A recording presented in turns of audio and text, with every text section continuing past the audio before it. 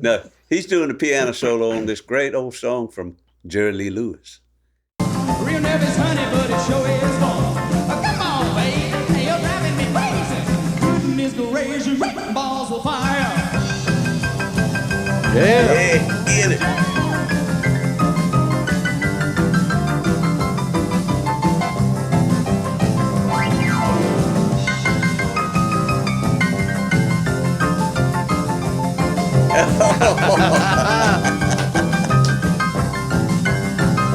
Oh, kiss me, baby. Oh, Porter. There you go.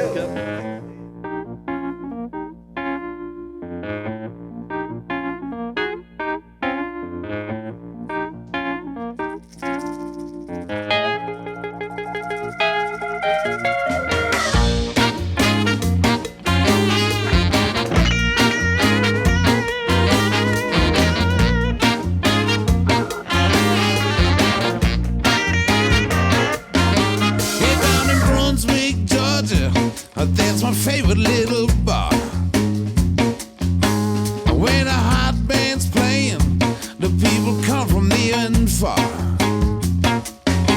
That's where the women are hot, the liquor is cheap, and the food, it tastes so good. So when I'm down and out, I just think to myself, it would be great if I only could. I wanna go back to Texas, where everybody's feeling fine.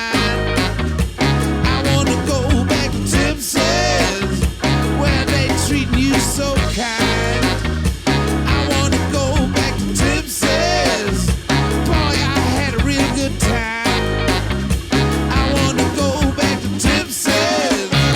Down in Georgia on the coastline.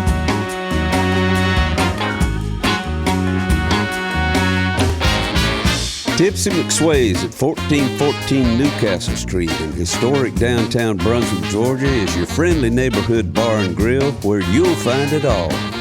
Good food, good music, good times. I want to go back to Tipsy's. Well, if you wanna get wild, you're feeling alright, and it's time for you to blow a fuse. Come ready, jump and shout, and really get loud, guaranteed to lose your blues. Yeah, by the time to go home, you won't stay alone, you're gonna find some TLC. And for the rest of your life, you remember the night down in Georgia by the sea. I wanna go back to Tipsy's, where everybody's feeling fine. I wanna go back to Tipsy's, where they treat you so kind. Yeah, I wanna go back to Tipsy's. Boy, I had a real good time. I wanna go back to Tipsy's, down in Georgia on the coastline.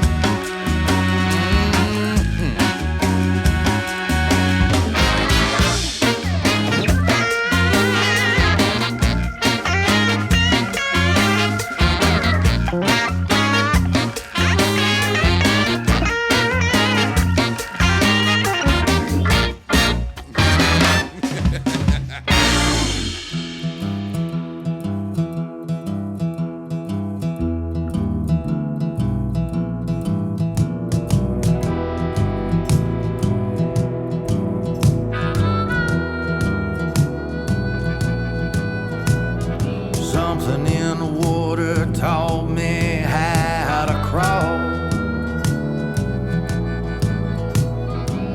Something in the water taught me how to fall. Hey everybody, welcome back to another Something in the Water podcast.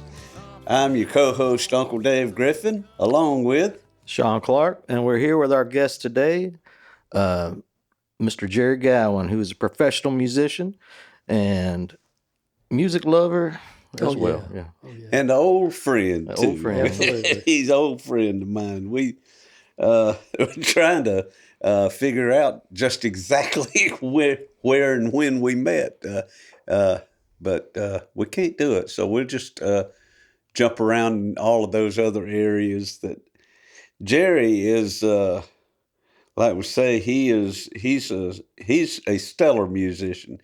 He's right now currently.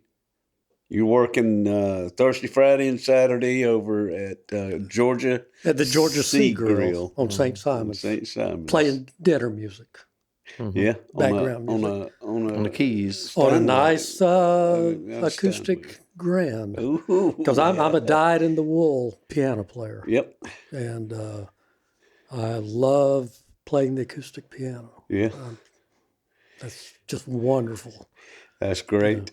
And you've made a living out of it your entire life. But I want to show, Justin, throw up that picture of 1959. I think it's the first one where it's little Jerry Gowen.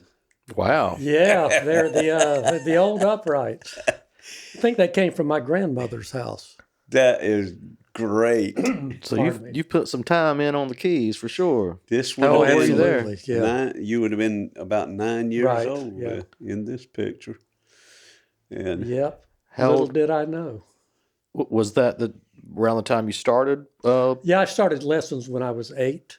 Okay. It started band at the same time too.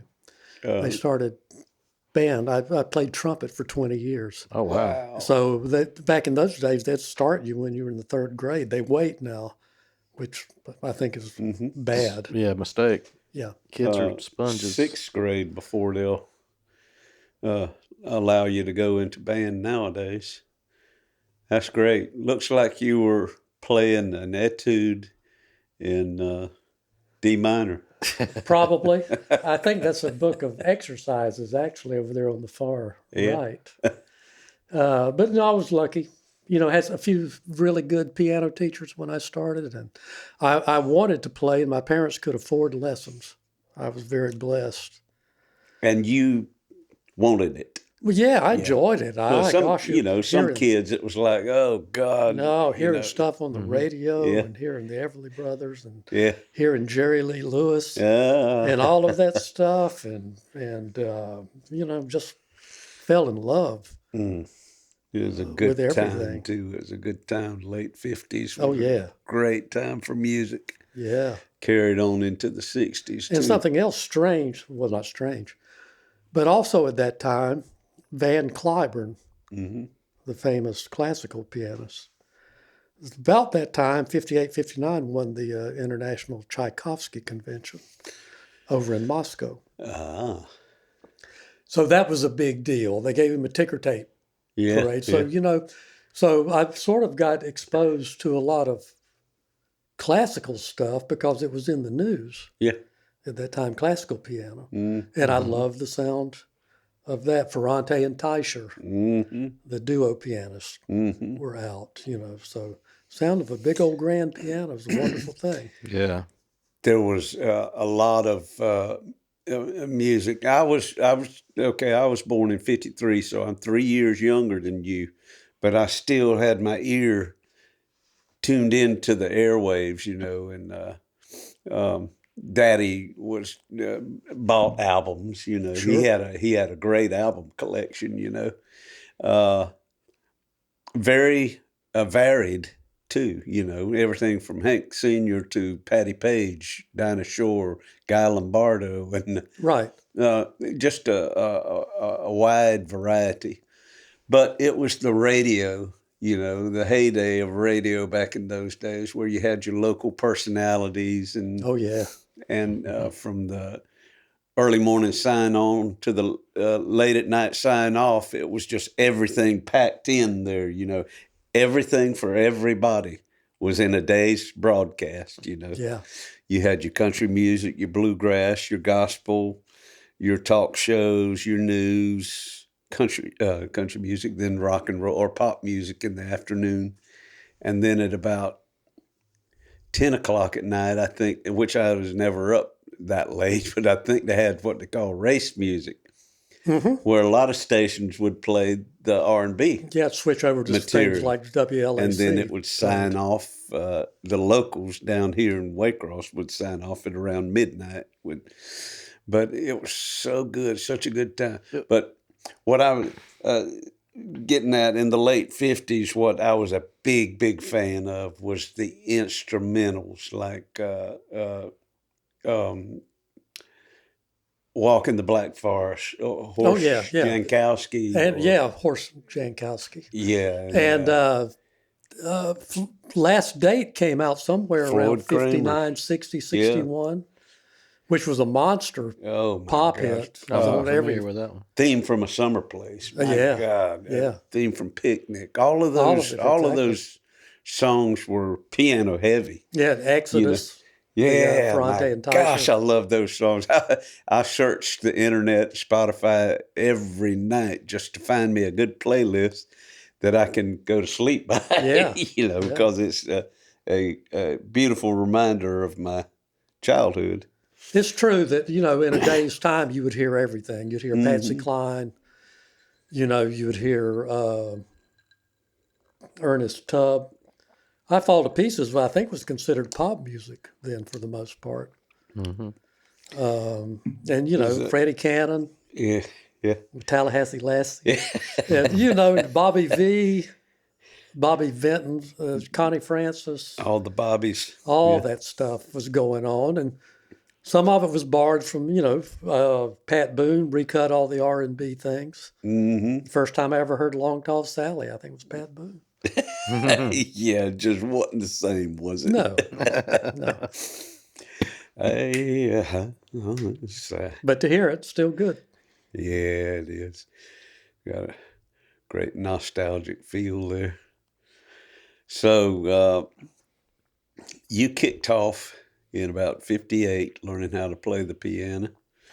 And did you, I've often read stories about people just starting out in music who wound up, being something. Talking about how they would force their piano teacher to let them get into some boogie woogie. Just did you ever do anything like that, or? Well, yes and no. Of course, I did my lessons. Yeah. I was stupid enough to think that the teacher knew what he or she was doing, so I listened. Yeah. But I remember teacher taught me. This was Robert Hill, and I think Mr. Hill's still alive up around the Columbus area. But he taught me to play Tom Dooley. Then da da da da da da da, which is actually very difficult when you first start Oh out my to do God! that. Yeah, as a child. So we did that, and he just stuff like that. He knew I was interested in other things Yeah. too, and I, would try to pick out things from the radio. And I remember the first time I picked out What Did I Say? Thought I'd die and go to heaven. All right. So I was always listening. I was always reading, learned how to read, Yeah. Playing. Finally graduated into Mozart and early Bach. Did all of that, but at the same time, I was playing a whole lot of shaking and all of that. And I never really considered them to be that different. Mm-hmm. Still piano, and you just switch gears. Well, you had the fundamentals. Yes, I was very fortunate. That was drilled into you, and I mean that's where it starts with everything. So Yeah. you So did. I was was lucky. I've great. always straddled both sides. I'm a street player, but also I've been trained Mm-hmm. pretty well, which has served me well over the years for what I do. Mm-hmm. Well, you couldn't escape it. That's for sure. I mean, like we was talking about, that the music was everywhere. It was coming at us. Oh yeah, they had the shows down at the Gator Bowl, Mm-hmm. and the Dick Clark Cavalcade of Stars. Had the Big Ape Club convention. Pardon me, WAPE. WAPE was Jacksonville, right? the big 690 in Right. Jacksonville, Florida. And I saw, when I was 9, 10, or 11 years old, I saw Jerry Lee Lewis play my live. gosh. Where was that? Saw him at the Gator Bowl and probably saw him at the Coliseum. Yeah. I saw him twice. And Was that a major influence? Bill Anderson, who had Still, you know, Yeah, and Whispering Bill, I saw yeah. Roy Orbison, I saw the Beach Boys, Bobby V, Connie Francis. There were several mothers that would take 3 or 4 of us kids. Yeah. From Folkestone. Yeah, from Folkestone. We'd go down to Jacksonville and they'd sit with us and we'd hear all of, you know, these great acts. So you would have still been young. Yeah, I at was, that you know, point. You certainly was 9, 10. Oh my gosh. You were really getting Yeah, it I was just lucky at a that good I age. came along at that time Oh man. and had people looking after us Yeah. to do that. And I don't think we mentioned that from the outset, is that you were from Folkestone, Georgia, which is Absolutely. about 30, 35 miles southeast of Waycross, headed in a direction straight toward Jacksonville, Florida. And so Jacksonville was not a great distance for you, and No, not as at it all. was for us. You know, we'd make weekend trips down there all the time. You know, to concerts at the Coliseum and so forth. But that's In my day too. yeah, Yeah. and that's great that we all had that. You know, Oh, yeah. it was a big, always a buzz going on in Jacksonville down there musically. And we were able to, at least we were exposed to a lot of it. Yeah, they had everything coming through. Excuse me. I even saw when they took us down to see the Globetrotters, the Harlem basketball team. Globetrotters, Wow. Yeah. And Cab Calloway Oh, cool. was traveling with them. Oh my gosh. You know, Heidi, Heidi, Heidi, Yeah. and all of that stuff. It was just, Was he the musical entertainment? yeah, just blundered into it, you know. And they got the spotlight on him. He's got his white outfit. I mean, it's, you know, just blundered. Yeah. That's great. Yeah. You got to see Cab Calloway and the Harlem Globetrotters Yeah. at the same time. I mean, Yeah. that's some ambidexterity going on right there. Right. Got to see James Arness, too, Gunsmoke. Did you? Marshall Dillon Oh, wow. took us to a rodeo, and he was part of that. Oh my gosh. Marshall Dillon. I saw Hoss Cartwright when I was very young at a March of Dimes thing in Albany, Georgia. Right. We were, Daddy was stationed over there. We collected dimes and big old tall Tupperware cup with the lid on it. And we carried that thing down there, holding on to it like it was Holy Grail. And then waited in line, and Dan Blocker, Hoss Cartwright, was sitting at a little old spindly table out there on the sidewalk in front of the Albany Theater. And inside they had this big old, packed full of kids and big old stage show going on. It was like a telethon. Right. I think March of Dimes telethon. And so they had these celebrities inside performing on the stage, and old Hoss was taking up the dimes outside. I remember staring at him because I was a little old joker. This was probably about 60 or 61. And I was waiting in line about 2 away from him, and I kept looking at that gun. Right. That gun was massive. As was his hand. I bet he was a big guy. I mean, he looked down at me with them missing teeth. Well, how you doing there, little fella? And that hand, I reached out my little hand there, and it was like slipping my hand inside a huge ham. Gosh. Big old ham. That was at your school? no, that was in the streets of Albany. Oh. Downtown Albany. Yeah. I had to tell my cowboy story too. Did you ever see any cowboys? All we got was Enos from the Dukes of Hazzard at Memorial Drive. Anoki Finoki Joe. Was that Sonny?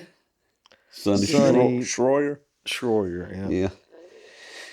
Well, cowboys was big in our day. Oh, absolutely. Ooh, Oh, boy, yeah. we had from TV to movies, comic books, Roy Rogers lunch boxes. lunch boxes. Yes, sir. And I guess it took the Beatles to uproot them cowboys from. Right. Speaking of the Beatles, were they an inspiration to you? I mean, how did you feel Yeah, about them? You would have been around Oh, yeah. 14, Huge. 13 or 14 when they hit. Yeah, because we would get together, with some of my friends that played.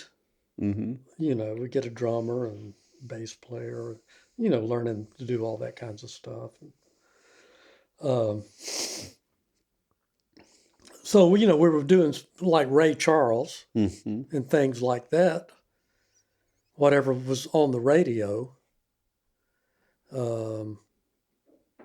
And then all of a sudden, the Beatles started hitting.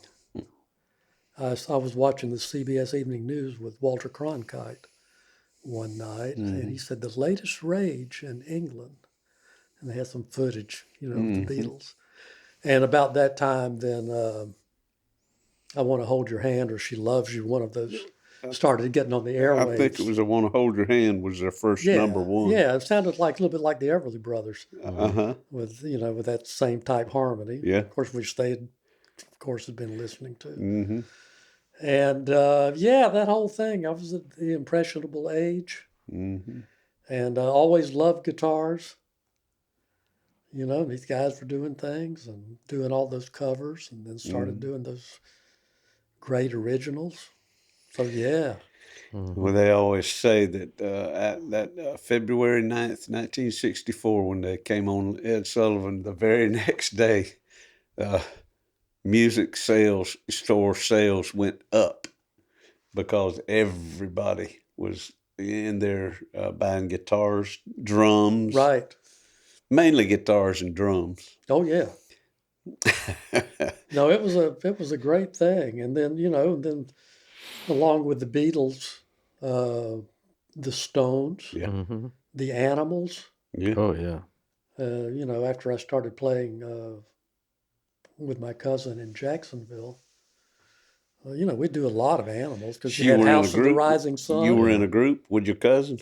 Yeah, my cousin Carrie Page, my first cousin, lived in Jacksonville.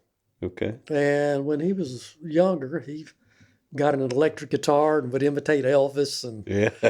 and all of that. And Carrie was an excellent electric rhythm guitarist and lead guitarist, because we only had one guitar player, had a bass player, and then me playing organ Uh-huh. and a drummer. So Carrie, and I learned so much from him in terms of guitar playing, how to be the one guitar player in a band. Yeah. So I started going down and playing with those guys. We'd play at the teen centers Yeah. in Jacksonville. The city of Jacksonville actually had Big. clubs. Big scene down there for Yeah, teenagers. doing all of that. Is that the Jokers? Let's see. Yes, Look at that. that's down in Fernandina Beach. I think at the Woman's Club. At the Woman's Club. Yeah, that would have been the old Woman's Club Yeah, stage. and you sure see is. Carrie on the far right over there, complete with the George Harrison Epiphone Casino with the Oh, wow. with the Bigsby. It's Oh, identical. next to you on the... Yeah, That's I'm Carrie. doing- yeah, we had our plaid vests and got my Farfisa combo Yeah. compact organ Heck and yeah. our basement amplifiers turned up on edge. And that's Johnny Tuttle playing drums. And D.L. Flowers playing rhythm guitar and was our lead singer. Yeah. And Mike Green playing bass. Had an echo bass, which was sort of a... so all of those guys were from Jacksonville? Hoffner copy. Okay. And we ran around on weekends. Probably should not have been left to our own devices. But it was great experience. Oh, yeah. You know, it was just... That's a nice looking band. Yeah, so we did My Girl and things like that. That's in Nashville. Yeah, I remember reading the caption on this was y'all were at, what was the name of that? That was the original Bradley's Barn. Bradley's Barn. Out that's in right. Mount Juliet. And this was the Jokers. Yeah, actually it was. Shit, were y'all doing original material? Or was it just like, how did you get to Nashville? Interesting story. The guy that was in that photograph is Doug Williams, the late Doug Williams. Yeah. Doug was a high school teacher in Jacksonville, and my cousin Carrie went to Ribault High School. Ribault, yeah. Doug was an English teacher there. Doug also, his sister was Frances Williams Preston, who later became Head of ASCAP. BMI. Yeah. Okay. So we did a talent show Wow. there at Ribault. And Doug got Francis to come down and judge the talent contest. So we got to meet her. We didn't win the talent contest, by the way. And we did Tell It Like It Is. I remember. But anyway, we met Francis, and and I was all about Nashville in those days. Yeah. Too. I already knew I kind of wanted, to head up that way at some point. One of my dreams. Right. So that Christmas, Doug said, "Hey, you guys want to go up and spend a few days in Nashville?" So my family has a house out on the lake, out on Old Hickory. Yeah. And he said, "We'll just go up and we'll go out see Jerry Bradley at Bradley's Barn, and we'll make some demos." All right. So we loaded up on the train in Jacksonville, and then took the train all the way up. Instruments and all, or? Yeah, I wow. remember putting the organ up overhead. Yeah. About 3 of us. Oh my gosh. Oof. And we went, and Francis's husband, E.J. Preston, owned the Lincoln Mercury dealership. So they met us in a Lincoln and took us out to their house out on Old Hickory. Mm-hmm. We stayed out there, and then we came back into town and went down on Broadway. I remember seeing Showbud store, Shot Jackson's place. We went to the Ryman. Francis called the Ryman, and Bud Wendell, who at that time was manager of the Ryman, met us at the stage door and let us in. And the stage was set up for the Johnny Cash TV show. Wow. Oh my gosh. Nobody was there, but they had all the cameras out, and he gave us a tour of the Ryman, and took us down to Tree Publishing, and little Jimmy Dickens was there. Yeah. And I had mentioned something about liking the Wilburn brothers. Yeah. Doyle and Teddy, like their records. So we're down there at Tree, and the Wilburn brothers bus rolls up. Wow. And Doyle gets off and says, "Hey, I understand somebody here wants to see us." So I got to meet Doyle and shoot the breeze with him. And, man. Yeah, it was great. And That's awesome. took us over to RCA.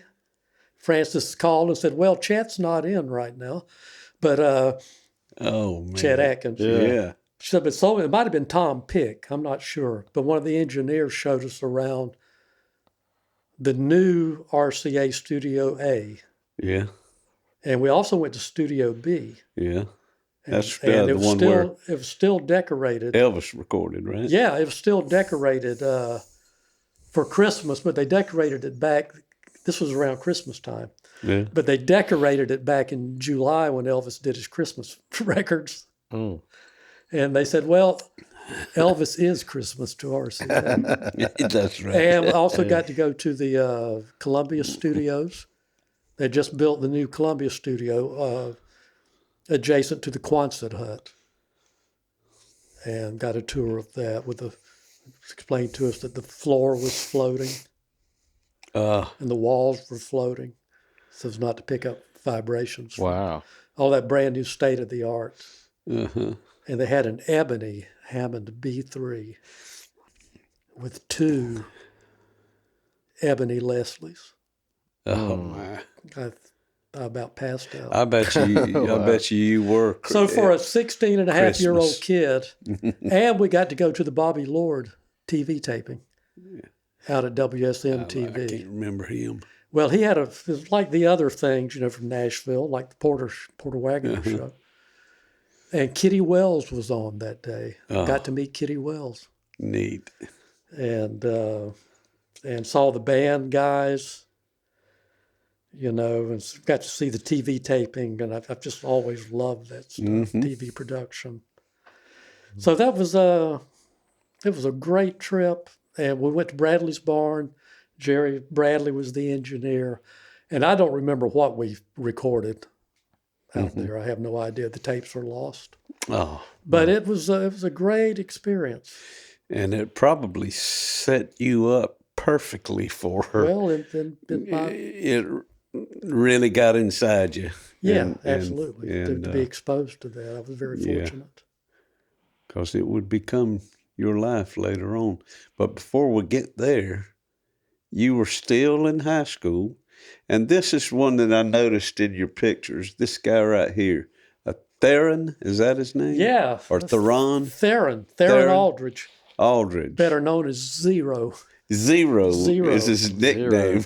What a talented guy. And that's also Jerry Robertson, who's playing the accordion. So which one is Zero? Theron's on Left. the far left, Okay. with the harmonica. And that's me with the Gretsch. Oh, wow. And my y'all were pants the St. leg. George Skeeter Stompers. Right. Yep. And my good friend Ed Barr, who's not in the picture, but he... From Valdosta State. Yeah. He was our band director. In Folkestone, Yes. Charlton County? Yes. And also Good dog. Ed subbed for me this last Friday at the Georgia Sea Grill. He did. Wow. We've been friends all these years. What a great thing. And Jerry Robertson, there we go. Jerry's on the far right Uh-huh. there. He's been a mainstay of Now, you said Jerry is now in Statesboro. Statesboro, yeah. And has had Jerry Robertson pianos for a long time. He was in business, sold pianos. Has been tuning for ages. And has had just a lot of bands. Jerry's so naturally talented. Yeah. And just a great businessman.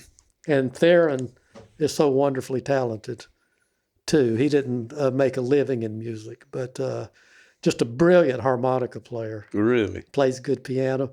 So we hung around in high school, and we'd sing 3-part harmony, and Cool. just enjoyed music so much. And so we had a little act that we would go around. I like this. Billed as the St. George Skeeter Stompers stole the show Friday night with the almost professional I love performance. that. I love that. I told Micah Bond the other night. I looked at her and I said, "We're almost professional." Almost professional. So yeah, what great days, and That's I still great. stay in touch with these guys, and have my whole life. Just what a blessing. So Theron still still kicking. Everybody's still He alive. lives in Statesboro now. He lives in Statesboro too. Yeah. I'm a dog. So just Well, this was a picture, and I'm sure this was probably in the Charlton County Herald. yes. Go to that next picture of the rooftop. This is one. Now, this is one that captured my attention when I was a youngster.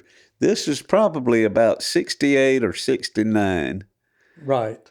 And you had already graduated from high school in Right. 68 and came back for the holiday break Yes.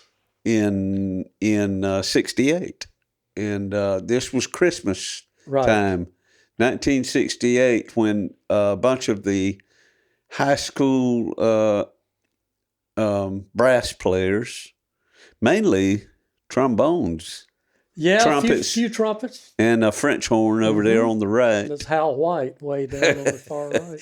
It was just the coolest picture for me in 1968. I would have been a freshman in high school. Yeah.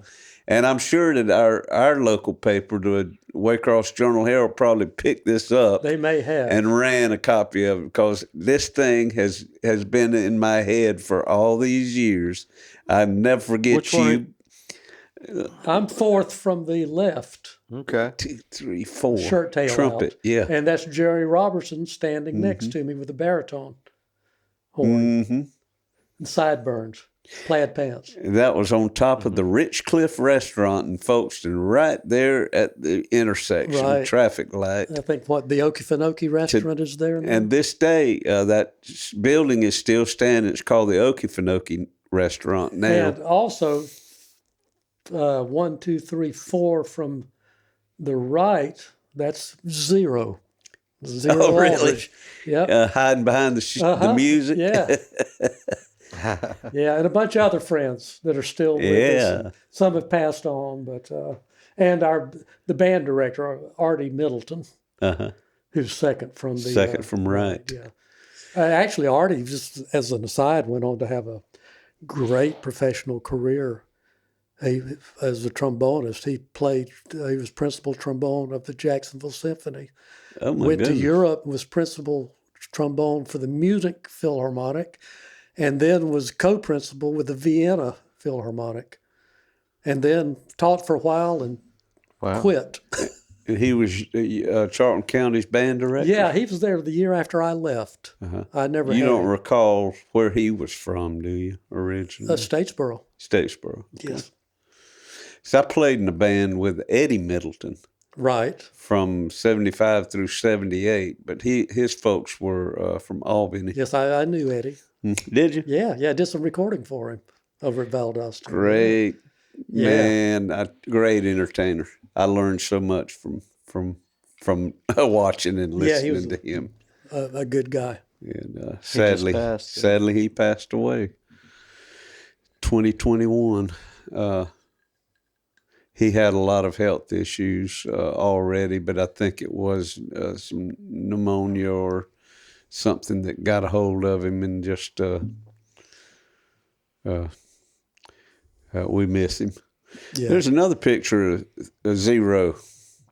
Looked like he's doing what he loved a lot. Yeah, I think that's at Widow's Lake. Yeah. Now, don't ask me where the heck Widow's Lake is. I don't know. Yeah. It's somewhere in Charlton County. And I took that. You snapped that. Yeah. And It's a good picture. It is. We were great friends. And that was taken after I got out of college, actually. After I escaped.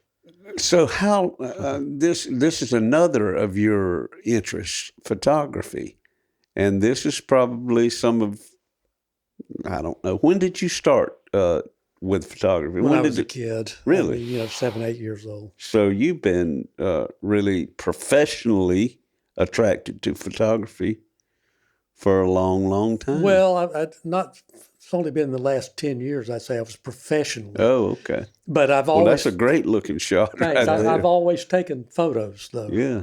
I love media. Mm-hmm. I love video, stills. Love to go to a movie theater and see 35 millimeter film. Don't give a rip about digital. about, but love the movie experience. Oh yeah. So yeah, I've just always, had a Brownie Hawkeye or something. Had a Polaroid for a while.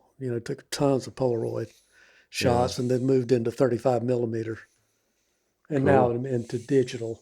That was actually taken with my iPhone. Wow. Over on. It's impressive, boy. Is that Driftwood Beach? That's absolutely it. Yeah. Jekyll Island. And one of those rare mornings that I got up. It was a good one to do it. But I love photography. That's what I liked about television so much, about doing television and being around it. It was a nice blend of playing live, but also being recorded. That's pretty. Yeah, that's beside the road on the Jekyll Island Causeway. I bought an old lens and put it on my new camera. And the lens is from the 60s. Flower power. Yeah, it gives a certain, Heck yeah. and photographed a lot of ospreys in flight. Enjoy doing that. I love photographing birds. Those nests that they have right there on huge pylons or something. Yeah, that was on a pole. Just kind of depends. Yeah. I think they'd really like to build them in trees, but there are a lot of platforms, and that was on Jekyll. Spent many, many, many days out there. People say, "Oh, well, how do you get a shot like that?" I said, "You stand out there and you get gnat bit, for hours and hours, and you wait." Yeah, that's what it takes. So yeah, I've always just loved that stuff. Just love it. You were talking about TV, loving to do TV. What did you do with TV? Tell us about that. Well, after I'd been in Nashville for I don't know how far we're jumping ahead, but we're jumping. That's okay. Yes, we ain't on any kind of timeline. So I started working at the theme park, Opryland, USA. Oh yeah, working there as a musician. Yeah, I was band leader of the Country Music USA show. Wow, which was the big country review show. Very fortunate. So we were doing that, and then crews would come in occasionally and tape us doing the show. We'd have people coming in from Germany and places like that. Would do that, and the Nashville network came into being about that time. TNN, that's right. Sure did. Which was owned by the same company that owned the theme park. And so they decided they want to use some Opryland talent. And they started developing a show called Opryland on Stage, where they would showcase the talent from the theme park. So we had some crazy, great singers out there, and dancers too, and musicians. Just what a huge talent pool. Huge. Those are some shots. We'll talk about those later. So they started doing TV production, and I got to play in some of the the orchestras or bands they would hire for the TV shows. And we would do that and back up whatever type of music we were doing that day. And did show tunes. Our music director was Lloyd Wells, who's a wonderful guitarist and a brilliant arranger and musician. And he and I are still in touch. Yeah. To this day. In fact, I got a text from him last night.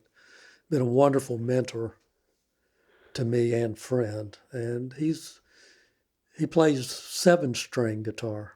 7-string Yeah. guitar. But anyway, Lloyd was the band leader and arranger for all of that stuff. So I'd get hired sometimes to do that, and we'd be doing Broadway or country or whatever. Yeah. And just love, we'd do that. Started out at Channel 8 in Nashville in their studios.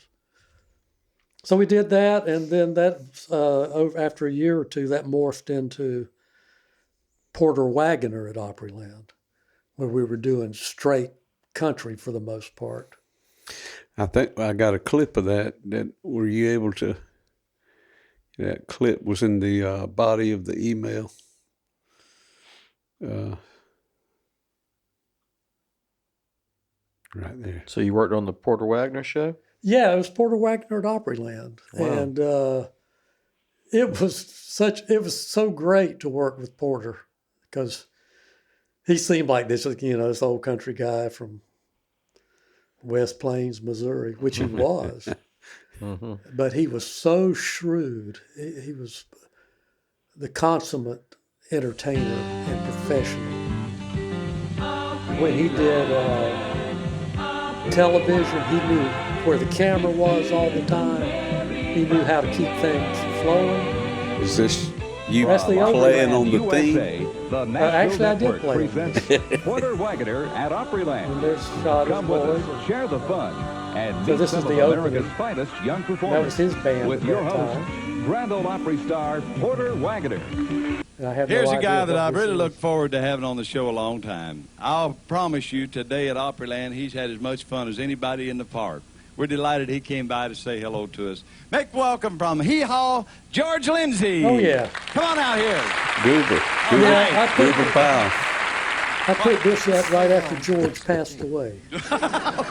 And, George came over and shot the breeze. No, you're Yeah. all right here. They won't come over here in this He was a area. great guy. I knew that if I stayed in the park long enough, I'd find That's a good. I just wanted to show a little Yeah, bit of that. Oh, That's listen, pretty cool. But you Thank you. got to Listen, I've known Fantastic. I mean, and be in Porter's band. That's yeah, pretty and awesome. Porter was good about featuring me too. He said some very kind things Yeah, publicly, great. which I appreciated. And Yeah. he and I were getting dressed one day in one of the little Winnebagos. Yeah. We were on set out at Opryland at one of the theaters. Yeah. And we were talking, and I said, Porter, when I was growing up, when I was in high school, I said, I used to watch your show on Saturday afternoons. And I said, my daddy came in one day and he said, Jerry, he said, now you've been studying classical piano and all this stuff. He said, you like all of that? And he said, what do you see in the Porter Wagoner show? And I said, Daddy, I said, it's all the same to me. I said, and of course, my father really loved it too. Yeah. But he was trying to figure out the dichotomy. I said, there isn't one. Yeah. I said, it's same old stuff, just wrapped in a different. It's music. Yeah. So I was sorry my father never got to see any of that. Oh. And but I was happy that I got to tell Porter. Yeah. That's nice. Yeah, That's very nice. The Opryland complex was probably the greatest talent pool in the world at that time. When you consider the Grand Ole Opry, Opryland USA, the Nashville Network, all right there in one place. We had everything from the best state-of-the-art TV production and the most talented people. I was very fortunate to be part of that. Wow. How did you get that job? I mean, did you just we talked earlier about your dream of Nashville. You always had a dream of Nashville. Well, I couldn't figure out how to get there. You couldn't? No. Okay. No, because, I'm from Folkestone. Yeah. Who else? Who was going to tell me? True. Right. True. Who had been? Yeah. Nobody from this neck of the woods, really. No. So I worked with Wendell Dixon from here in Waycross. Oh my goodness! What a connection! And I met Wendell when I started playing for the Spartans Quartet after I'd graduated from college, graduated from Stetson down in DeLand. So I came back to this area. I planned to go to graduate school immediately, but that didn't work out. So I was living in Folkestone and started, because Theron, Zero, started playing bass with the gospel quartet. Mm-hmm. And so he said, hey, Eddie Boland was playing piano. Okay. So they didn't need a piano player, but they did need a guitar player.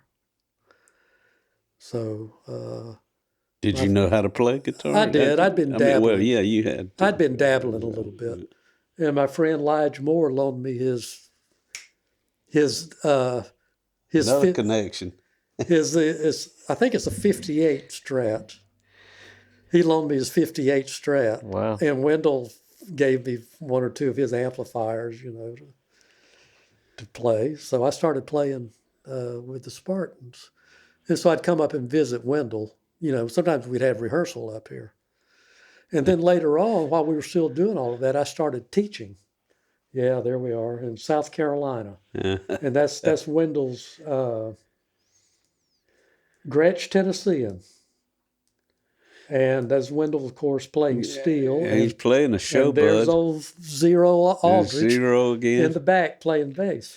This is so cool. I don't know. I have to stop just for a minute to mention this connection here. Wendell Dixon, the steel guitar player, is the fellow who bought Graham Parsons' house. I spent many nights there, Waycross. oblivious to that. Yeah, and cut it in half, cut it Yeah. into two sections, picked it up out of the ground and moved it to its current location on the Brunswick Highway. That's the man that That's did right. it. Absolutely. And he lived in Graham's house Yeah. from there forward. I spent many nights there. How about that? That's cool. And that's Wendell's Echoplex sitting on top of the amp there that he'd let me borrow. And he had a deluxe reverb and had extended the cabinet and put a 15. Had an Altec Lansing 15 in it. So Wendell was just so great to me, and I wouldn't be sitting here today were it not for him. He was just so good to me. And I came up and started teaching in one of his rental houses on his property there. And Which was there taught behind the piano. house. Yeah, it was a little greenhouse. Yeah. And I taught piano there until 1979 or 80. Wow. That may have been where we met. Could have been, Could have because I been was right in along in and there. out of Waycross 2 or 3 days a week. Yeah. I lived between Folkestone and here. Yeah. And you were playing in a few, the Spartans would have been around 73. Yes, 73, 74, 75, and then around Thanksgiving of 75, I started playing with Roger Douglas and the Southern Keys. Yeah. And we were playing at the Century Club in Douglas, Georgia. Okay. We got a picture. Well, there's Roger right there. Yeah, that's at a car dealership down in Jacksonville. Yeah. We played everything. Played rodeos. I played one gig with Roger and William Fales. Yeah, absolutely. And Roger, again, was so good to me, like Wendell. And just with such great training. I got to play second guitar to him and got to play some lead. And of course, played piano at the Wurlitzer. And, we played all different kinds of stuff. Went through disco and, country music and Robert Palmer. Oh, yeah. And Leonard Skinner and just the whole shooting match. So There's another pic of you at the Century Club in Douglas. Where was that at? so I've got a beard and long hair. And Was that's it, yeah. Was the Century Club It was huge. open to the public, I guess? It was somewhere outside of Douglas. Yeah. And it was just a big metal building. Yeah. And it had 55-gallon barrel drums in there for trash cans. Mm-hmm. And people would take the beer bottles and Smash them down. sounded like gunshots. Is that a Wurlitzer? Yeah, that's a Wurlitzer. And that's Max Sermons Yeah. playing bass. And Who's- David Buchanan's playing. Buchanan on Pretty drums? sure, yeah. How about that? Playing drums. So we played out there for a while in 75, 76. And then played around all around South Georgia and North Florida. Yeah. Until 80, until I moved to Nashville. There you are. That's at the Elks Club. At in the Waycross. Elks Club in Waycross. That's the big room, isn't it? That's not the red room, is it? This was actually on a side room there. I don't think it was the main. I think that was the red room then. I Okay. guess they called it the red room. Or And that's my 63 Telecaster. What is the pedal on top? Or I don't That's, know if, I don't know if you call it a pedal, but module. Yep. It's a Mutron phase shifter. Mutron phase Yeah. shifter. Sure enough. And that's a Roland Space Echo for the PA system over there. And I sold that guitar to my friend Eric Silver in Nashville. the Space Echo, has that got the tape in the top? Yeah. Great Yeah. unit. Reverb and Yeah. Echo. Fantastic for PA.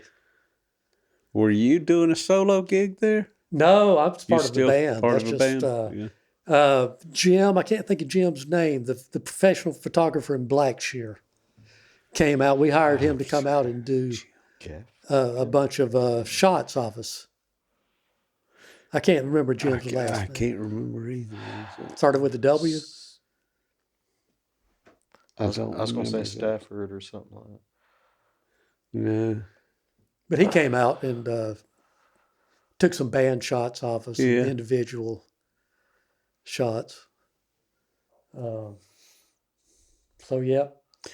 So all of this was prior to the move to Nashville. Yeah, so So I was trying to figure out how to get to Nashville, and Roger and I would actually go up to Nashville in like 77, 78, yeah. 79. And we'd go up and go to the Nashville Palace. We went to, we knew when TV tapings were.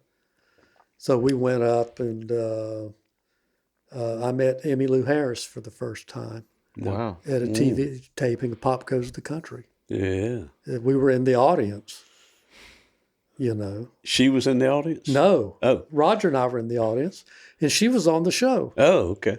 And she brought tracks with her and did Wayfaring Stranger.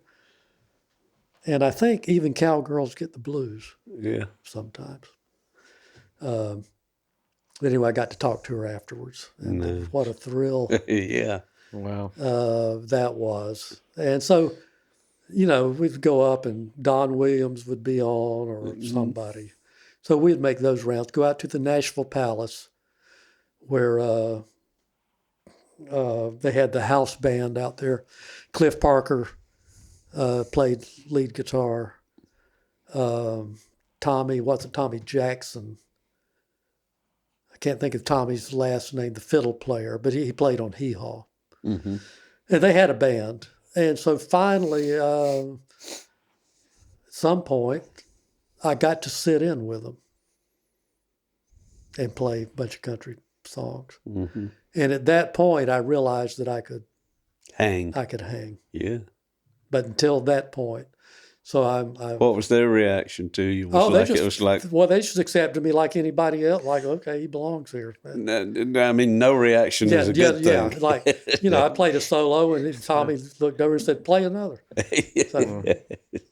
So I realized I met Dale Sellers, the great guitarist, session guitarist, one of my favorite electric players. Yeah. He used to, you know, sub out there.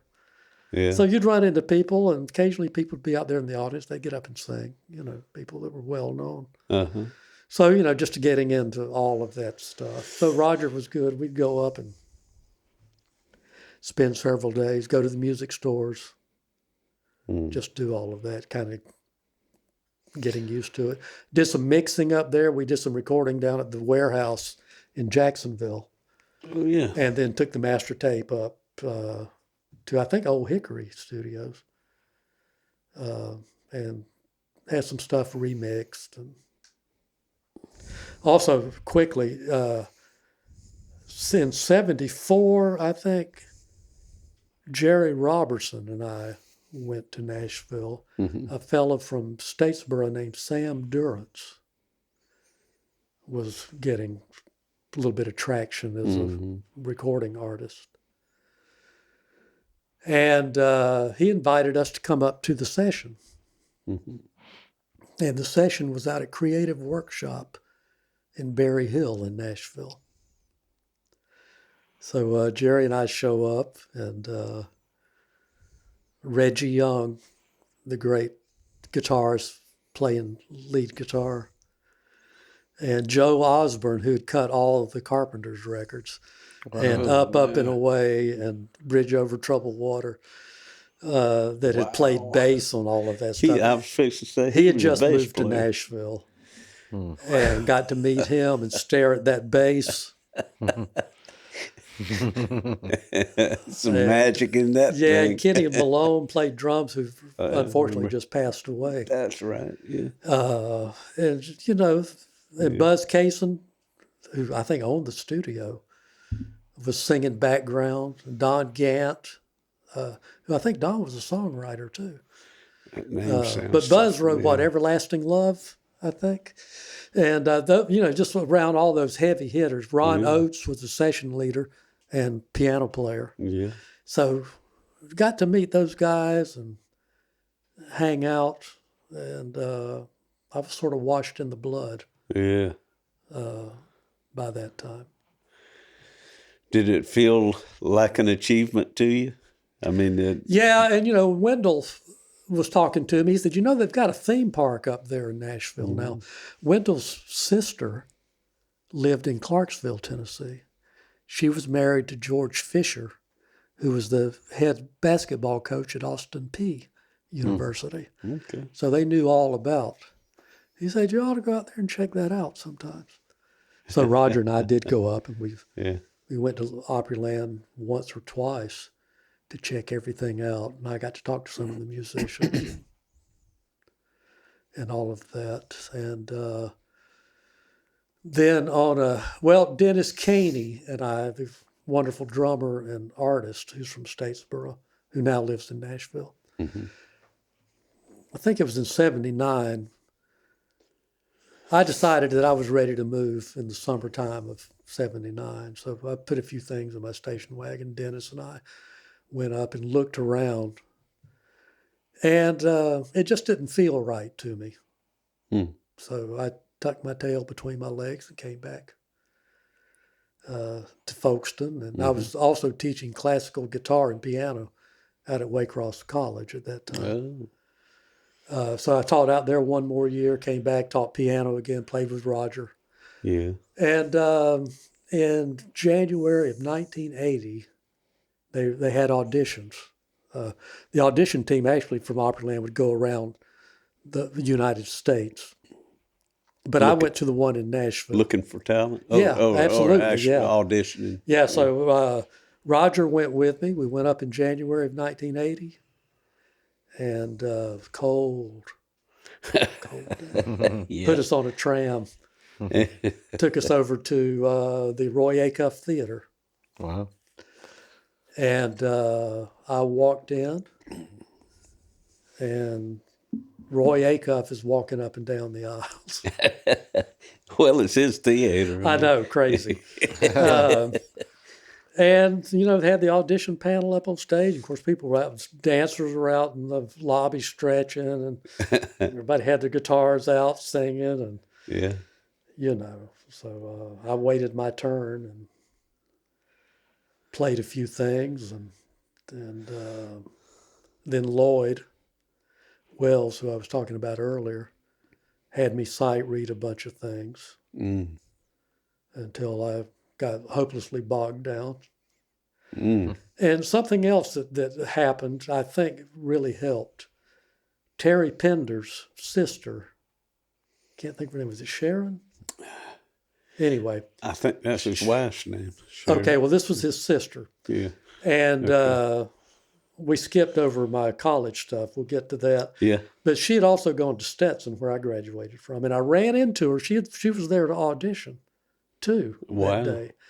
And I said, Susan, maybe that's what. Yeah. I said, what are you singing? She said, I'm going to sing I Could Have Danced All Night. I said, do you mind if I play for you?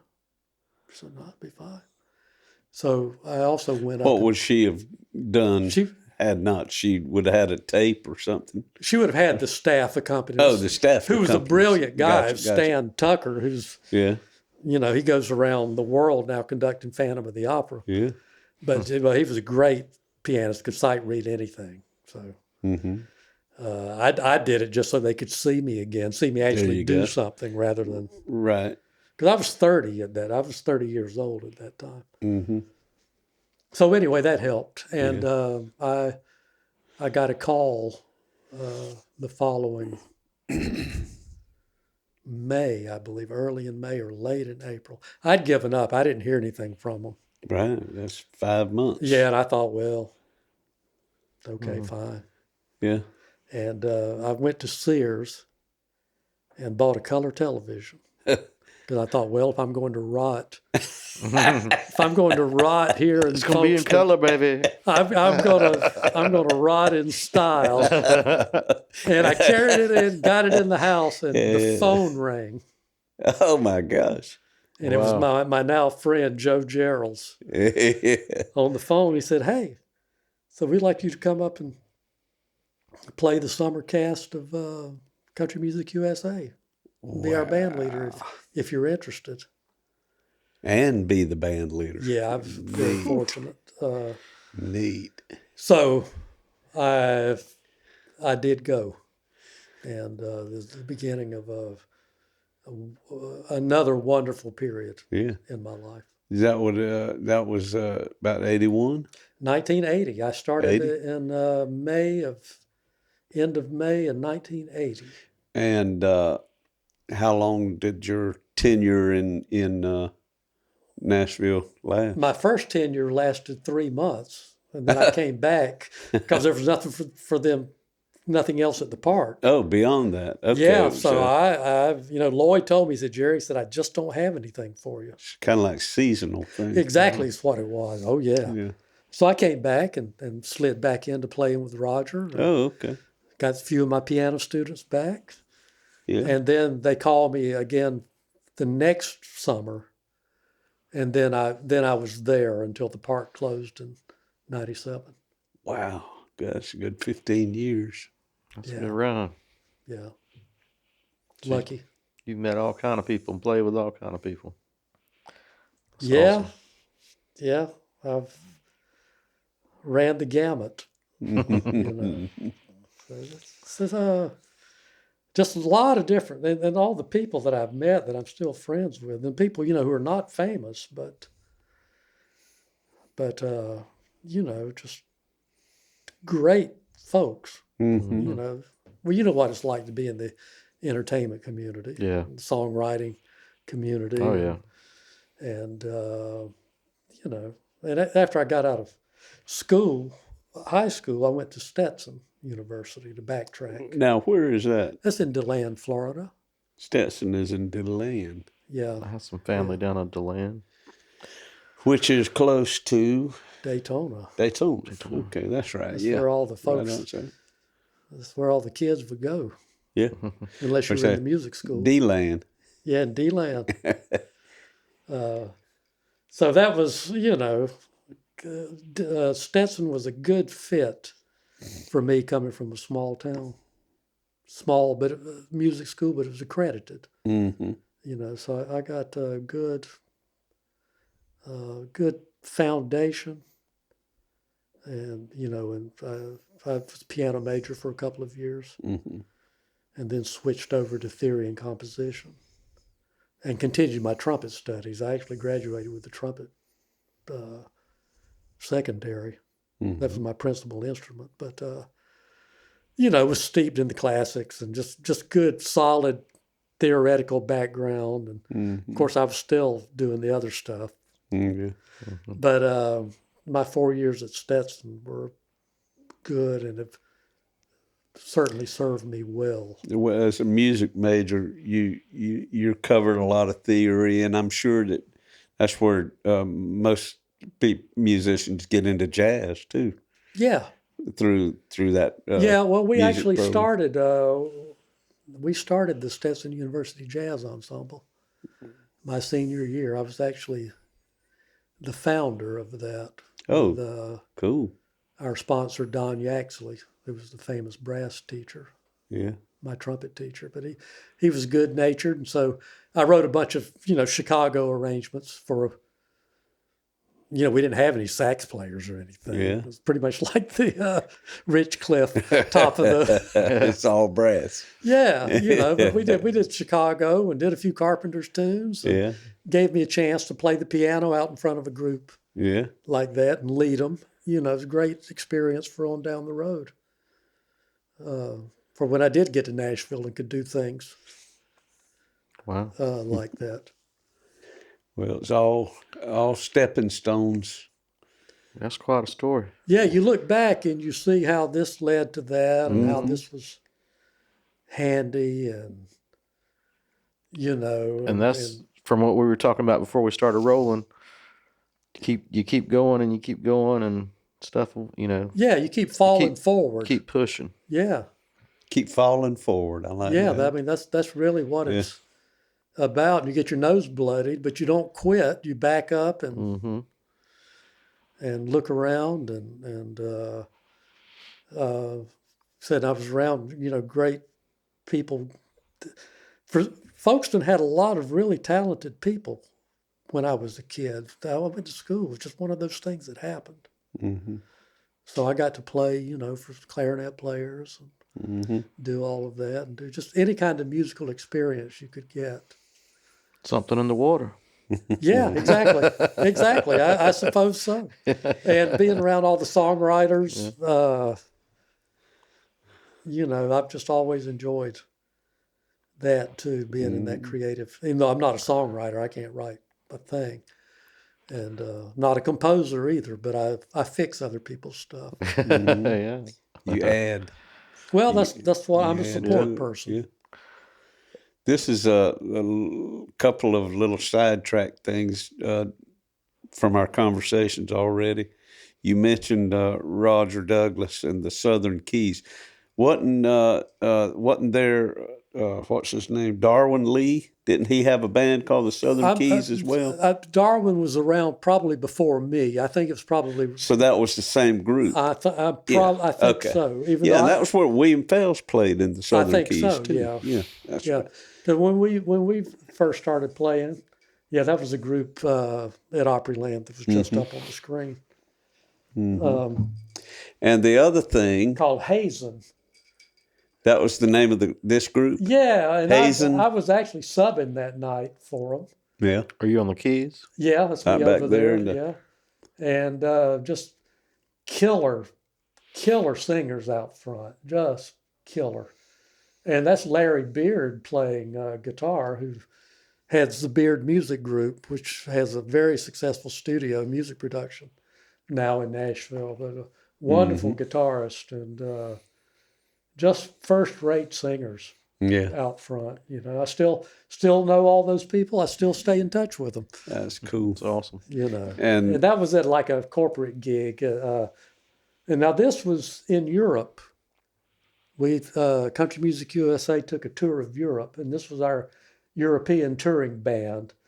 And these guys probably from all over different places, right? I'm on the far right, and that's Tim Watson next to me, who's now called the Fiddle Man, the great fiddler. He's a great guy, made a great living all these years. His next door neighbor's Kid Rock. Oh, wow. and the guy in the very back is the late Wayne White, fantastic drummer. Yeah.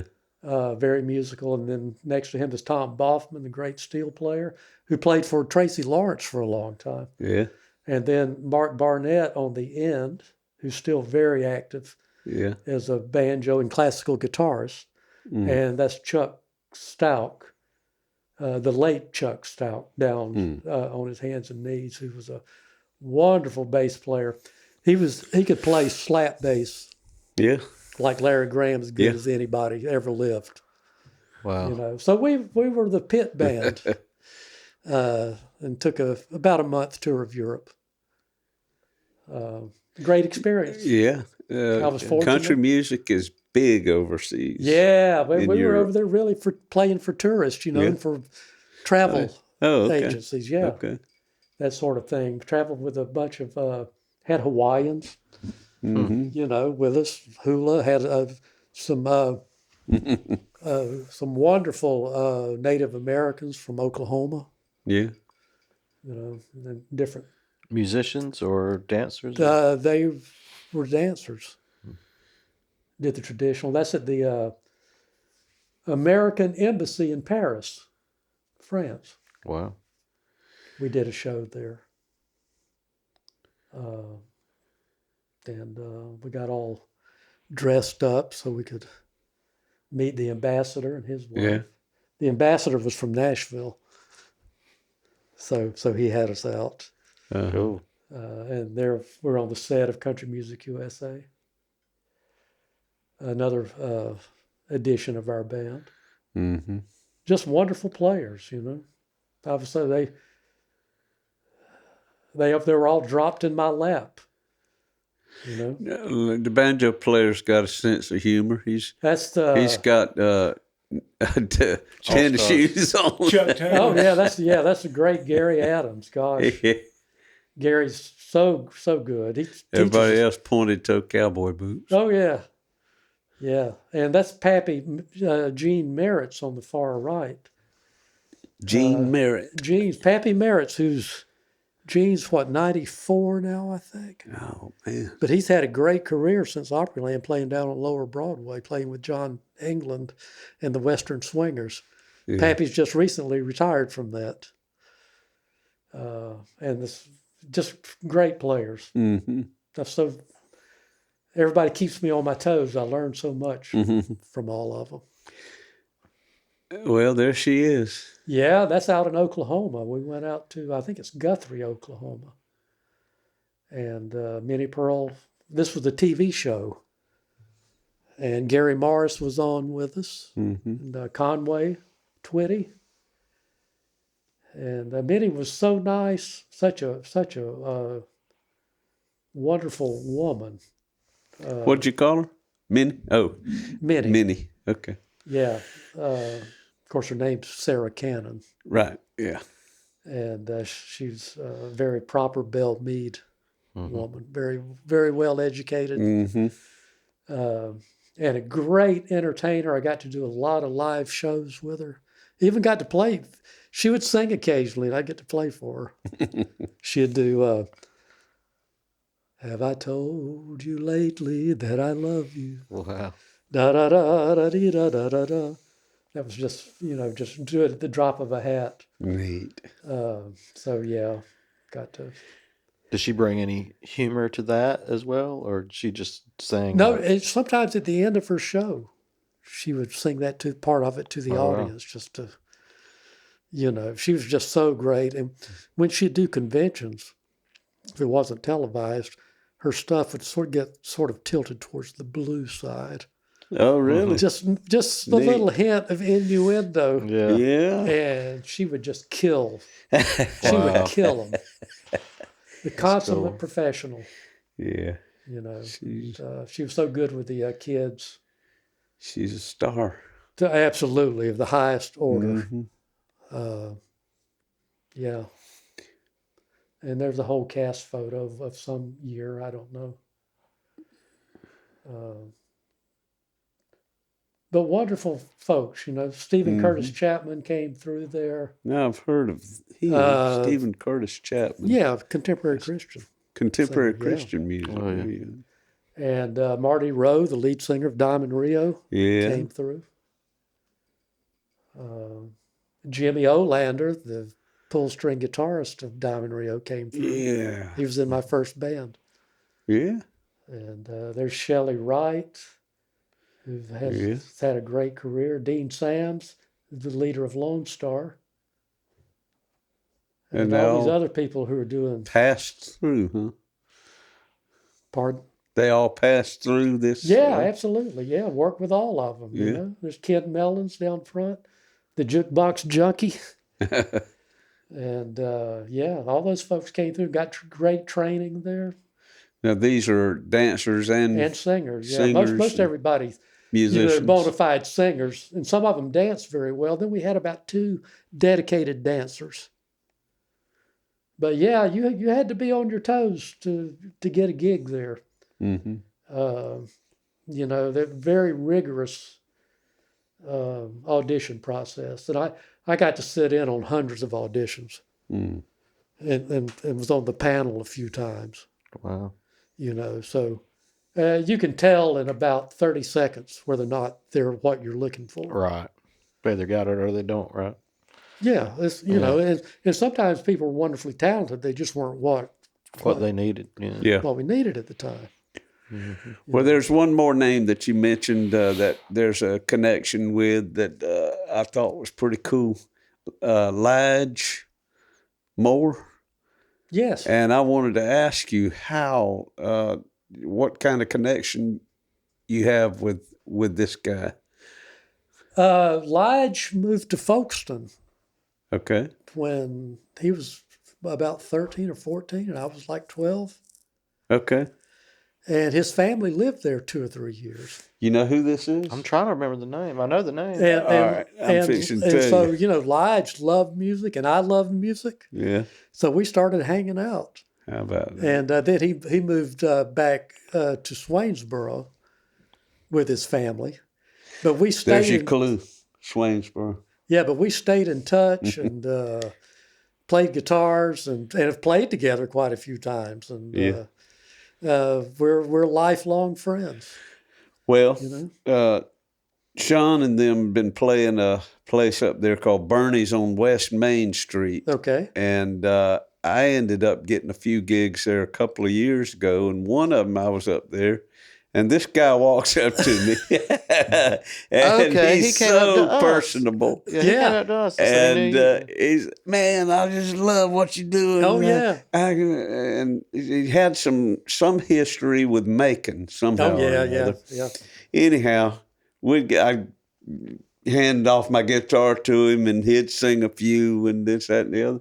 Ended up that his sister is y'all's biggest fan in St. Simon's, Joanne. What? The black-haired woman over there that teaches school. I think she's a school teacher. I saw Joanne Friday. Okay. So that's his sister. That's his sister. Yeah. And so he's the one that came up to me and Connor. Yeah. And said that he'd been talking to you. Yeah. Okay. Yeah. I knew that name. Yeah, Lige is my lifelong friend. I mean, we just... That's so cool that we have these intersecting... I was in his wedding. That's great. Yeah. Small world. Yeah, and when they had the what's it called, incense and peppermints thing, they had it up in Statesboro. Statesboro, yeah. The last year they had it, I went in and sat in with his band. Okay. Played his B3, as a matter of fact. But I've known him and Joanne and their other sister, Chris. Oh, okay. And I knew his mother and father and grandparents. That Statesboro thing, was Jimmy Vining in that bunch? Do you remember that name? I don't know if Jimmy came back for that, but I'm sure he originally was. Yeah. All right. I never was actually part of the Statesboro. I think Ross Peed might have been involved in that a little bit. Yeah, and Jerry Robertson certainly was a part of that. Yeah. And all those guys. Well, y'all, let's take a little short break, folks, and when we come back, we'll get some music going on here. Mm-hmm. Sounds good. Something in my brain won't let me stray. Something in my veins gonna find its way. Something in the water taught me how to pray.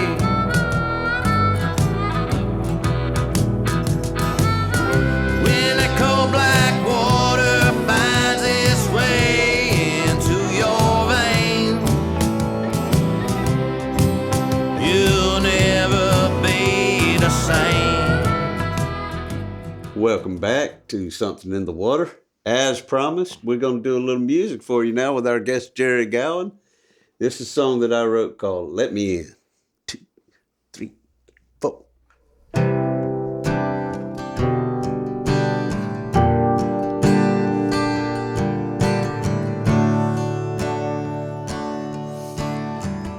about the time you change your mind.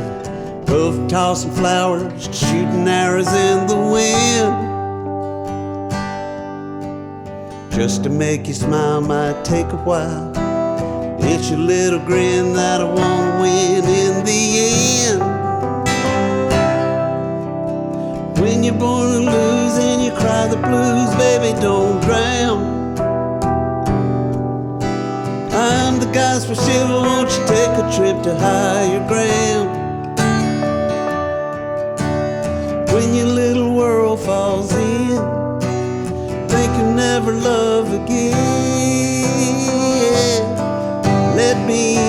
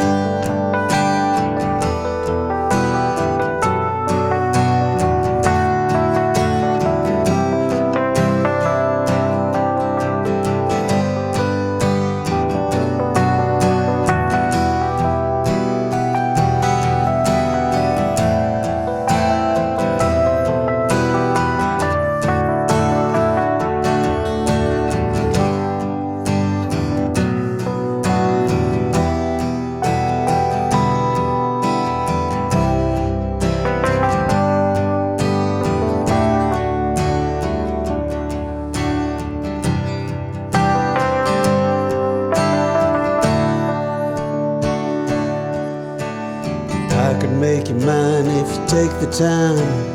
Hold me in your eyes till you realize I'm the one.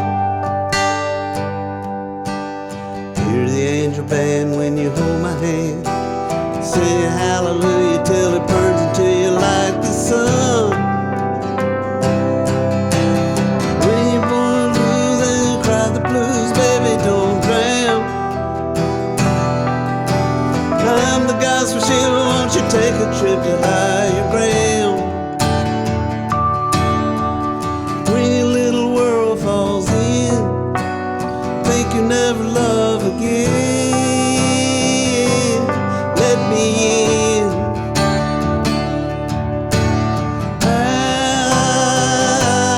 Let me in.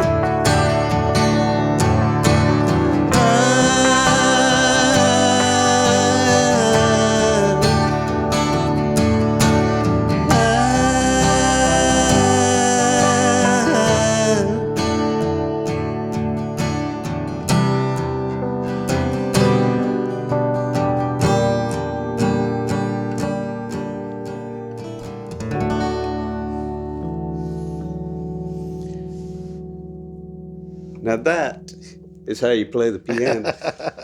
All right. Thanks, Ray. I'm going to pass the guitar over to my old buddy Sean Clark. What you going to do?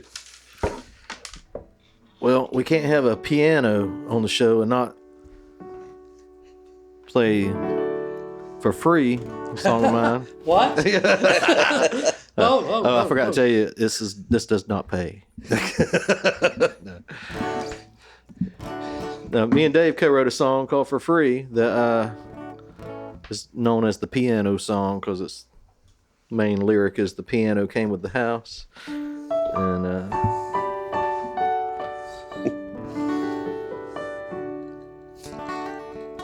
in the key of D. A fan favorite of Pine Box Dwellers.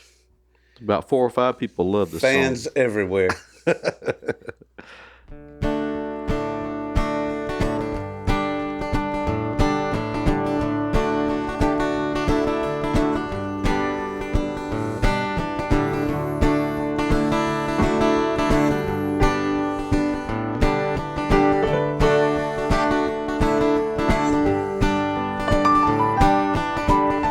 Piano came with a house. It was too big to haul it out. It's got some dust, it's how to keep. Needs a little TLC. Think of all the songs we could sing for free.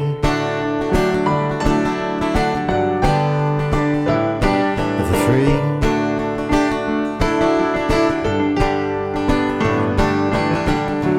There's a record player on the porch, and all of my records are still up north. We'll just get that old piano tune. The house will be full of music soon. Think of all the good times it will bring for free.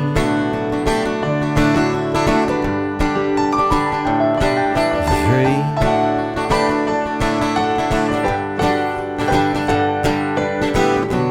All the keys are cracked and yellow. They're still full of memories. Raise the rafters, pack the cellar. Think of all the songs we could sing for free. Take it, Jerry.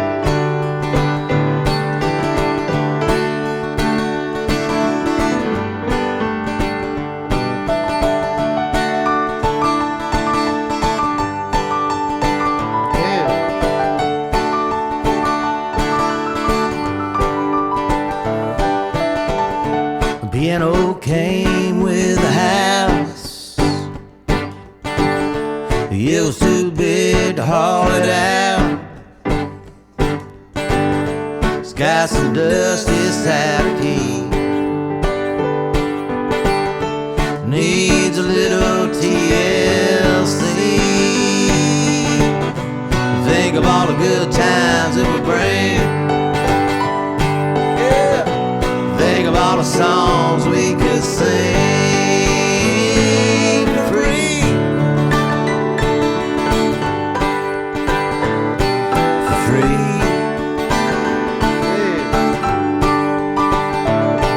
For free. For free.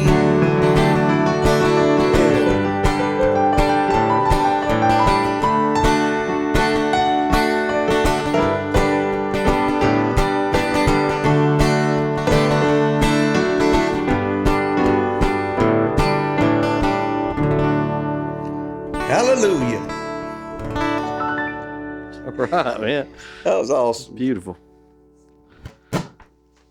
Thanks, guys. That's great. Yeah, man, that was awesome. We got something queued up here for your watching pleasure right now. This is We got to stop.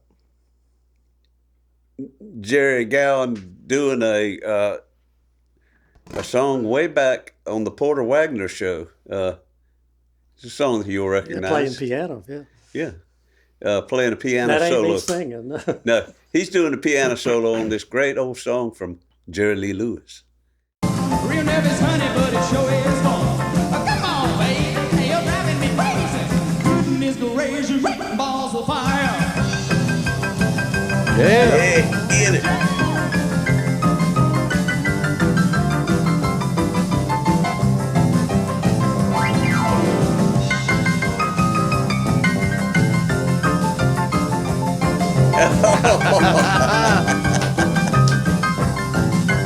Oh, kiss me, baby.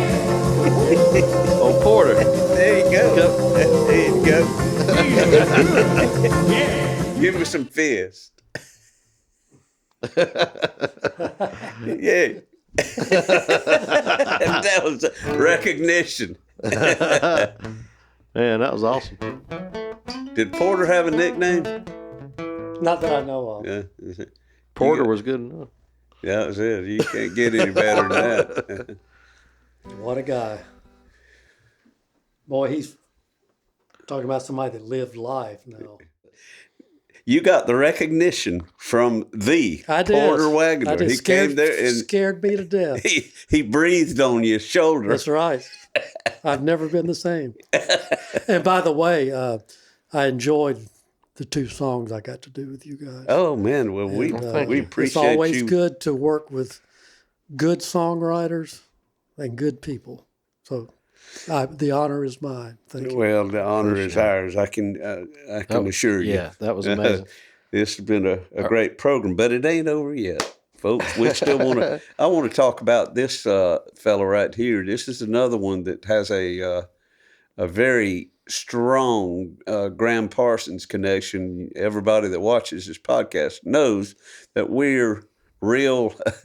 We're real strong on Graham Parsons down here because he was from Waycross, and there he is, Albert Lee, the celebrated British hot picking guitar player that was in Emmylou Harris's hot band at one time. He was her guitar player, and set this up for us. Where was this at? That was at a little seminar that Albert played at. And of course, Albert took James Burton's place in Emmylou's hot band also. And I met Albert several times over the years in Nashville. My good friend Richard Smith, who played with Louise Mandrell, knew Albert. And also Earl Erb, who was in the previous shot of me doing Great Balls of Fire. Yeah. One of the guitar players met Albert in England when Earl was playing, I think, for Jim Ed Brown. They would go over and tour England, and Albert was in the country band that backed up everybody. So I had a few connections with Albert and got to meet him several times. And a sweet guy and a brilliant player. I went over to the Ralph Emery show, Nashville Now, one afternoon because I knew Albert was going to be there. And he did Luxury Liner. Oh, wow. Okay. Yeah, he wrote that, right? Did he write that? I know he played it a lot. No, that was Graham's song. That's Graham's. Yeah, that's a Graham song. Yeah. But he sure made it his own. He had his own version. Yeah, of it. He did. But on Emmylou's records, just smoking. Yeah, yeah. So anyway, Albert played Luxury Liner, and at the rehearsal, he went for it. I mean, it was crazy stuff. It was just brilliant. Wow. And when he finished, the Nashville Now band just broke into spontaneous applause. Did he have a bender? Did he play the... yeah, he did. He played it on... He had a Parsons white string bender. And he played that... You can hear it mostly on C'est La Vie. Oh, yeah. You know, and he didn't play it all the time. Sometimes he would tour and not take it, And speaking of benders, real quick, Jimmy Olander, who's the guitarist for Diamond Rio, who's made an art out of playing double bender. He has a G and a B on his, and made by Joe Glazer. And I also have one. You did? Wow. And Jimmy and I ordered our guitars at the same time. So, from Joe, because Jimmy was in my first band at Opryland. Jimmy Olander.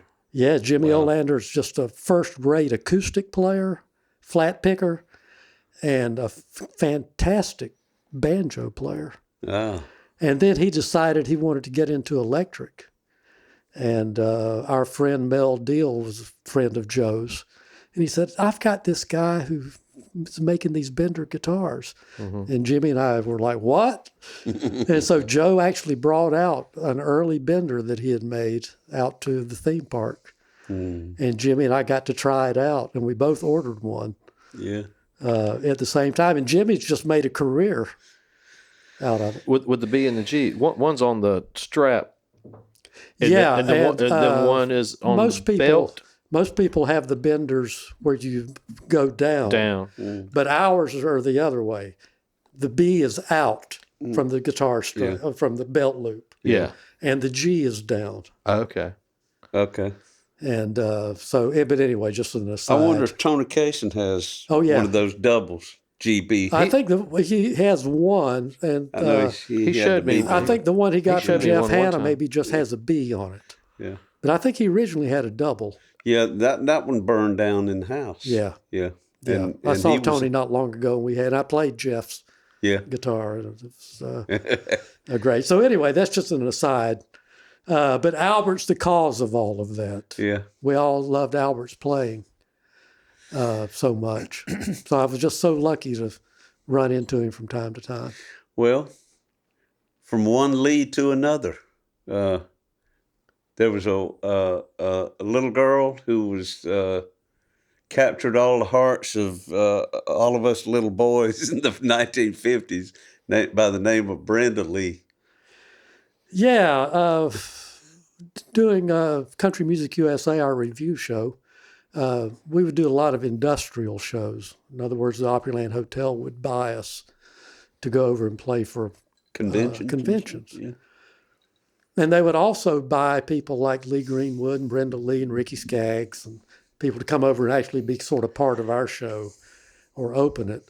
And so I got to work with Brenda. I actually got to conduct for her some and do some arrangements and work with her, which was a thrill since she's in both the Country Music Hall of Fame and the Rock and Roll Hall of Fame. But such a sweet woman, too, very unassuming and so easy to work with. Wow. But that was certainly a highlight of my time in Nashville. I'm very grateful. So you had, that. okay, talking about the women you've worked with or continue to work with, there's this is another crazy, unexplainable thing, but Julie Rose Wild. Yes. As I was going through your pictures, I stumbled across this one, and I said, that's Austin's girl. Yes, it is. Anyhow, Austin Smith, the son of my dear, dear friend Bill Smith, who's a great guitar player. And both talented guys. Both talented. Austin, a wonderfully talented musician. Son of Bill Smith, who I've played in several bands with. He's from Waycross, Georgia. A great guitar player. He's making his home in Savannah right now, and that's where at a gig in Savannah, I happened to meet this young lady right here, and so come find out that you know her too. Yeah, Jerry Robertson, the guy our from Statesboro guy, Folkestone, lifelong friend, Statesboro, called me one day. He said, "Jerry," he said, "there's this woman over in Savannah." He said, "I went to college with her." Said she's very talented. She wants to come up to Nashville and finish some songs and so forth. So she eventually did come up. In fact, Jerry may have come up with her on the first trip. So anyway, I think the first session or two she did, I don't think I played on, but I did some of the vocal editing and mastering and so forth on some songs she did. She's a wonderful songwriter and a wonderful singer. She sings, she's a great singer of like gypsy songs and, you know, sort of like a chanteuse type. But over the years, I know as early as probably 2002, or if not earlier, she would come to Nashville regularly and record at Studio 19 or Sound Control, some of those places. And so we've become fast friends and have worked together and stay in touch. And of course, I got to meet Austin through her, and I've known Bill for ages. So, but she's a wonderful, wonderful talent. Great vocal teacher too. I mean, she's loaded. I never knew that about. I never knew that she was a songwriter. Yeah, good I was Lord, thinking she was more of a vocal coach. No, she's a wonderful songwriter. And, that's great. Also, I got to work in Nashville. She came to Nashville very young.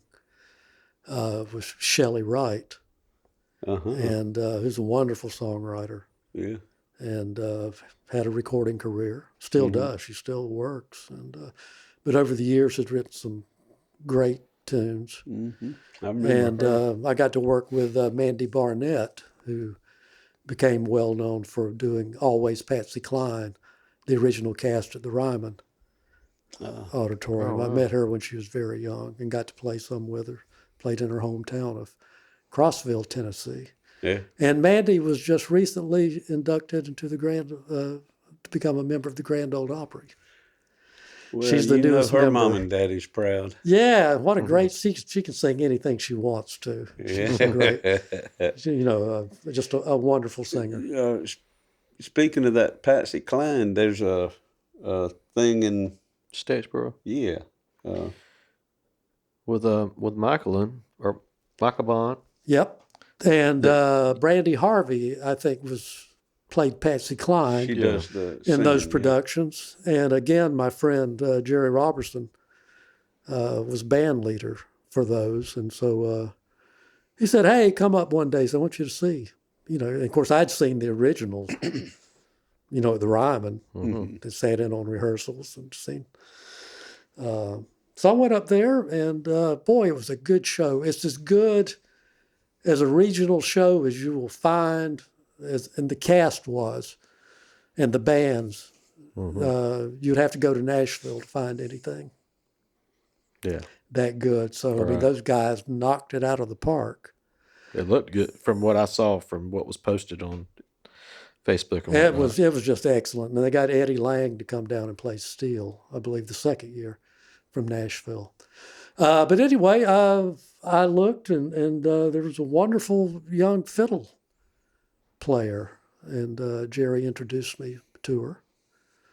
Her name was Micah Bond, who I think was maybe 16 at the time. Yeah, it's scary. That's around the time we met. Yeah, but she played. She played so well, and Jerry took me up and introduced me to her, and I met her and her parents, and so kind of that was that. I just took note that that she was good, and then it wasn't too long after that. I don't know, 6 or 8, 9 months.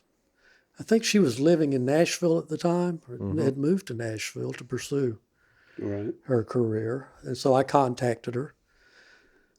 And on one of my trips to Nashville, I met her and her parents up at the Nashville Palace, and got her to sing with John England, my friend, who was playing there. So John got her up, and they did Jackson, and she just did a great job of that. So, talked to her then, talked to her parents, and so forth and so on. And it sort of kept my eye on her. And then when she came back to this area, of course, she met a lot of the same people in Nashville that I know. So it was good to talk about that stuff.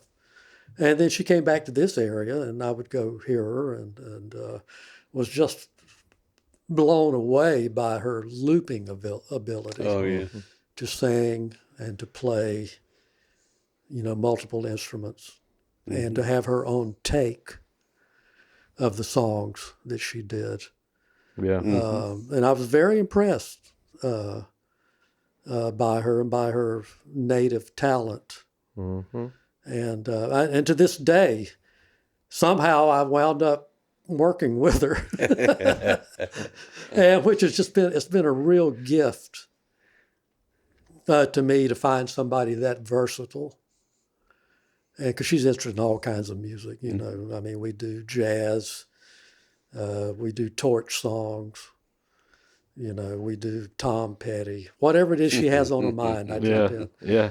But that's been a real gift to me to work with somebody of that caliber, and I consider that just an extension of what I've been doing, and it's been really good for my soul, and it's been good for my piano playing. It's got me out of the house. Some people who didn't know I was in the area have heard me, so it's kind of nice at this point to be able to do that sort of stuff. Yeah, I've done a lot of shows with Michael, and good man. She's just a talent. And such a good songwriter too. Yes. And she writes very good prose too. She can write a paragraph.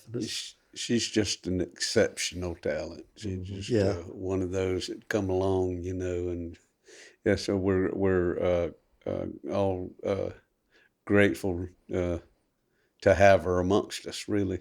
We're fortunate. And she's unusually gifted because I've seen a lot of people. And like Vinnie Pearl said, it don't take me long to look at a horseshoe. That's about her brother. But anyway, I can size somebody up pretty quickly. All the people I've seen. So it's great to this point in my life to be excited. about things. Always look forward to our next gig. Mm-hmm. Well, that's good.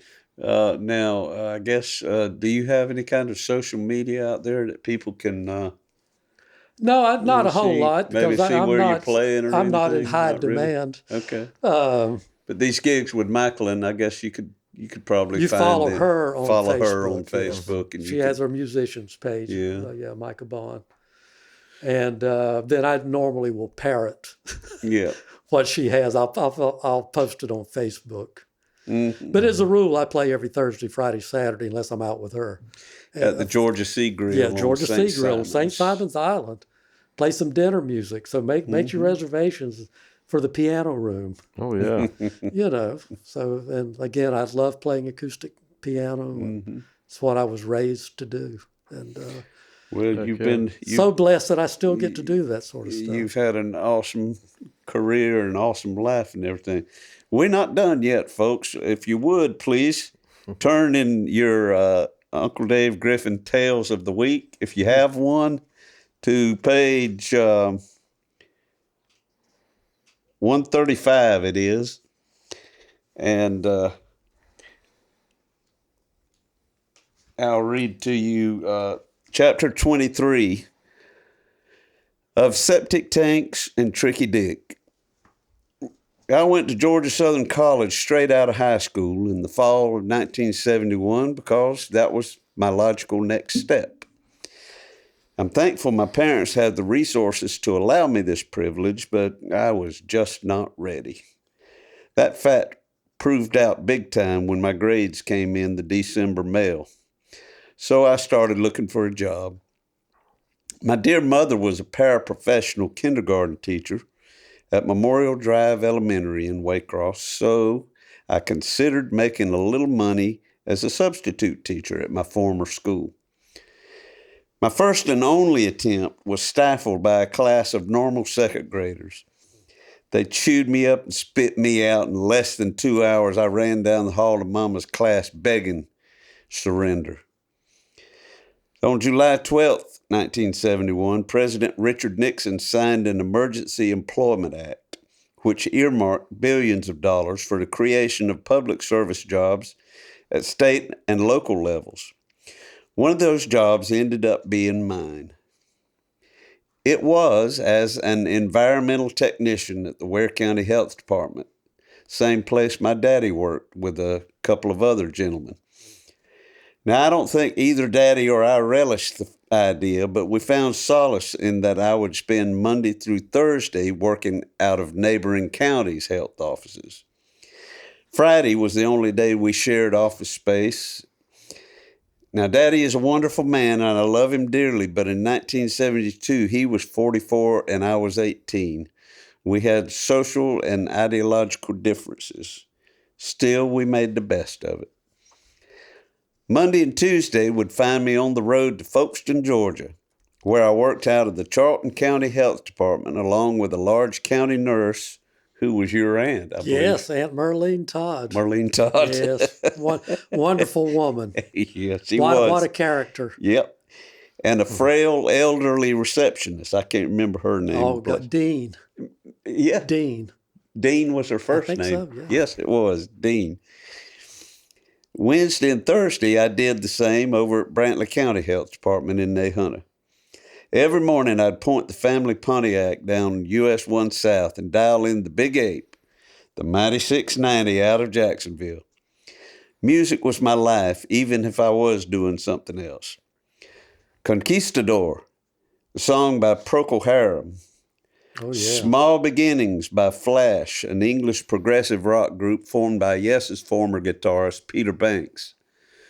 Hold Your Head Up by Argent, named after the original keyboard player of the Zombies, Rod Argent. And Jackson Browne's classic debut, Dr. My Eyes. These were just a few of the songs that filled my head with dreams of playing in a band as I sped past the wiregrass and palmettos bordering the Okefenokee Swamp. My boss on the first 4 days of the week was a flashy, gum-popping, slick-dressing, middle-aged hipster by the name of Vac Hammond. Good Lord. Did you know Vac? Yes. Haven't heard that name since then. In there. Vaxter, I think, was his Yeah. real name, but they call him Vac Hammond. He drove a Ford Maverick dressed in flare-leg double knits and combed his wiry redneck hair over his ears for the ladies. Vac showed me the ropes, and before long, I was inspecting restaurants and lunchrooms, approving septic tank permits, and taking water samples like a pro. I took my job seriously, but it wasn't easy being seen as a young, long-haired government boy coming into a rural establishment with a clipboard in hand. Right. One such case was a restaurant owner in Nahunta who was negligent in meeting the state health standards. Month after month, I was required to inspect his place, from the kitchen to the tables to the grease trap out back. And month after month, I found roaches in the flour, poorly washed utensils, and grease on the counters. He was graded accordingly and eventually was forced to close the doors till he got it together. Looking back, I'm probably lucky to have made it through with no broke limbs. But back in those days, I was young, impetuous, and unafraid of anything that could possibly go wrong. I could talk shit and deal it right back. After all, I was an environmental technician, and I knew a lot about septic tanks and shit. I never knew you had that job. That was good old just Charlton one of many. That was just 1 week. That was one of many. Wow. Well, folks, we appreciate y'all being with us once again on Something in the Water. And we thank want you, to thank Jerry. our wonderful friend and guest, Jerry Gowen. Well, gentlemen and guys and friends, I appreciate you having me. Come back anytime. Thank you. I'm Absolutely. sure you got many more tales. I'll to be tell. happy to. Yes, sir. We'll see you next time. When the cold black water finds its way across through your veins, it just might seal your fate.